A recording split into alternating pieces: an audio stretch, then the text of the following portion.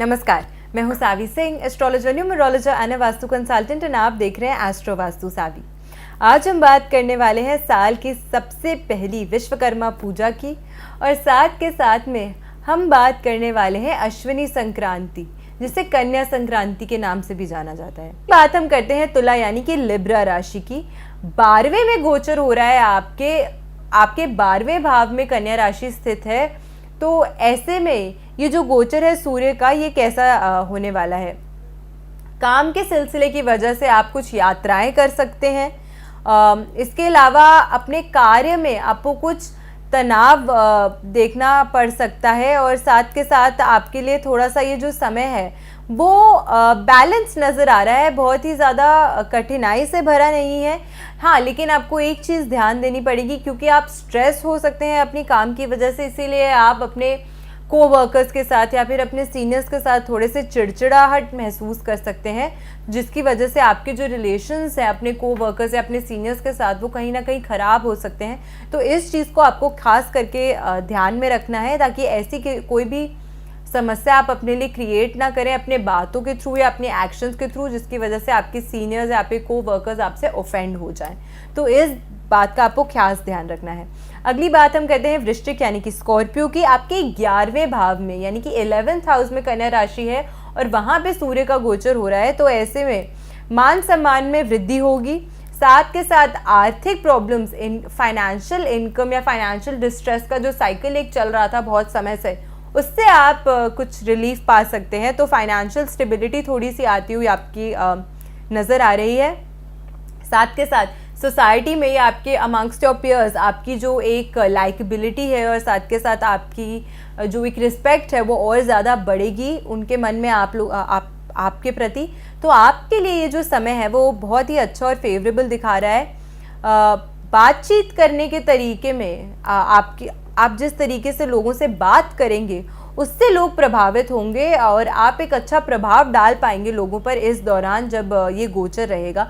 तो कोई भी इम्पॉर्टेंट मीटिंग अगर है, कोई भी इम्पॉर्टेंट प्रेजेंटेशन है, कोई भी इम्पॉर्टेंट चीज़ है जो आप करना चाहते हैं, आई वुड सजेस्ट यू कि this is a good time for you to go ahead, and आप इस समय में वो कोई भी इम्पॉर्टेंट टास्क जो है उसे कर सकते हैं। आपके लिए ये समय जो है वो फेवरेबल नज़र आता है। अगली हम बात करते हैं धनु राशि की यानी कि सैजिटेरिस की। आपके दशम यानी कि 10th हाउस कर्म भाव में ये गोचर हो रहा है सूर्य का कन्या राशि में। तो आपके लिए समय कैसा रहने वाला है? धनु राशि के लोगों के लिए व्यापार में वृद्धि होगी, साथ के साथ कुछ नए अवसर आपको मिल सकते हैं अगर आप कोई अपॉर्चुनिटी ढूंढ रहे थे, क्योंकि ये कर्म भाव है, आपके प्रोफेशन से जुड़ा हुआ भाव है। तो अगर आप कोई अपॉर्चुनिटी ढूंढ रहे थे अपनी करियर में सक्सीड करने के लिए, अपने करियर को एनहांस करने के लिए, तो वो अपॉर्चुनिटी आपको मिल सकती है, और आप उस अपॉर्चुनिटी को अगर अच्छे से यूटिलाइज करें तो आपको बहुत ही अच्छे फ़ायदे भी मिल सकते हैं। प्रमोशन होने की संभावना है। अगर कोई थे जो बहुत टाइम से प्रमोशन के बारे में सोच रहे थे, या उन्हें लग रहा था कि उनकी प्रमोशन नहीं हो रही है, तो ये जो समय है, इस समय आप एक्सपेक्ट कर सकते हैं कि शायद आपकी प्रमोशन हो सके। आर्थिक संकट से भी मुक्ति मिलेगी। अगर बहुत टाइम से आप एक फाइनेंशियल डिस्ट्रेस के लूप में फंसे हुए थे, तो आपके लिए भी जो समय है वो लगभग अच्छा नज़र आता है, फेवरेबल नज़र आता है, और कोई रुका हुआ अगर पुराना कार्य था तो वो सफल हो सकता है।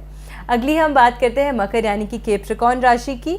आपके नवम यानी कि 9th हाउस, जो कि आपका भाग्य स्थान है, वहाँ पे ये सूर्य का गोचर हो रहा है कन्या राशि में। तो आपके लिए ये कैसा रहने वाला है समय?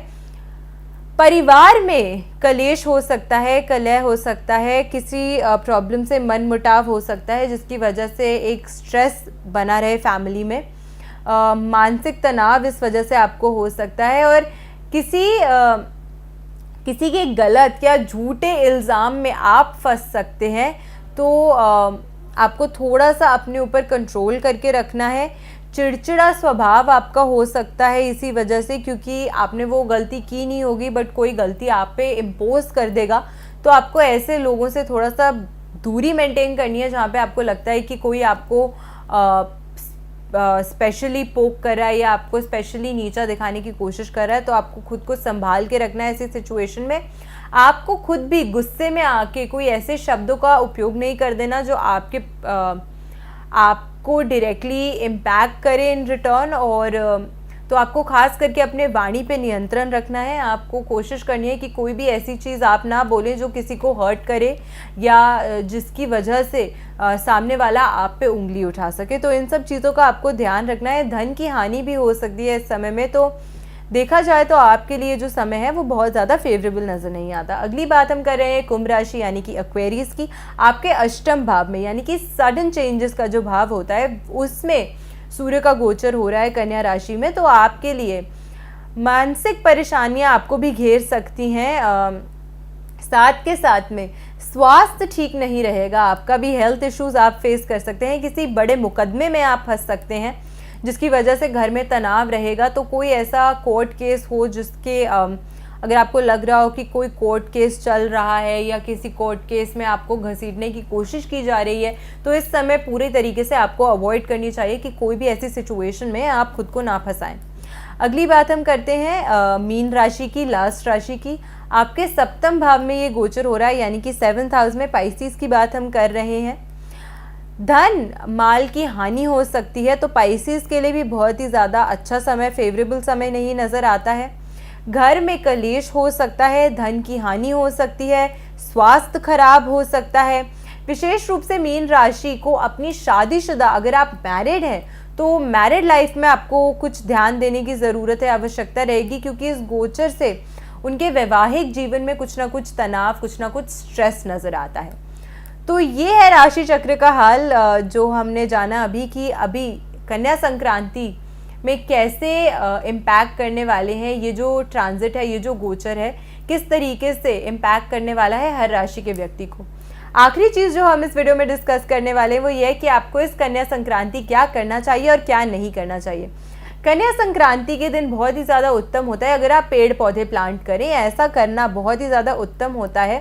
स्पेशली अगर आप तुलसी का, नीम का, बरगद का या पीपल का पेड़ प्लांट करते हैं तो ये अति उत्तम होता है। अगली चीज़, जैसे कि मैंने आपको पहले भी बताया कि पितृ शांति के लिए अगर आप पूजा करते हैं, अगर आप कुछ दान करते हैं तो ये बहुत ही ज़्यादा उत्तम माना जाता है। इसी दिन पितरों का ध्यान करें और उनके नाम से अगर कुछ अनुष्ठान आप करवाना चाहते हैं तो वो भी आप करवा सकते हैं। कन्या संक्रांति के दिन दान का भी विशेष महत्व होता है। तो अगर आप किसी ज़रूरतमंद व्यक्ति को खाना दान करें, अन्न दान करें, अनाज दान करें, कपड़े दान करें या कोई भी ऐसी चीज़ दान करें जिसकी उन्हें ज़रूरत हो, उनकी आवश्यकता हो, वो आप उन्हें भेंट करें, दान करें, तो ये बहुत ही ज़्यादा उत्तम माना जाएगा। साथ के साथ गौ माता की अगर आप सेवा करते हैं, उनको चारा देते हैं, उनको गुड़ देते हैं, उनको रोटी देते हैं, या फिर अगर डायरेक्टली आप उन्हें नहीं खिला सकते तो अगर आपके घर के आसपास या आपके नोन में कोई गौशाला है तो वहाँ पे जाके भी आप कुछ धन का या कुछ सामग्री का आप वहाँ पे दान कर सकते हैं जो उनके लिए यूटिलाइज हो और उनके लिए बेनिफिशियल हो। साथ के साथ कौन सी ऐसी चीज़ें हैं जो आपको नहीं करनी है उसका भी हमें ध्यान देना चाहिए। पूरे महीने ही वैसे तो कायदे से आपको किसी भी तरीके का मांस, मदिरा या कोई भी तामसिक चीज़ अपने घर में नहीं लानी चाहिए, क्योंकि एक तरीके से ये जो महीना होता है ये पितरों को समर्पित होता है।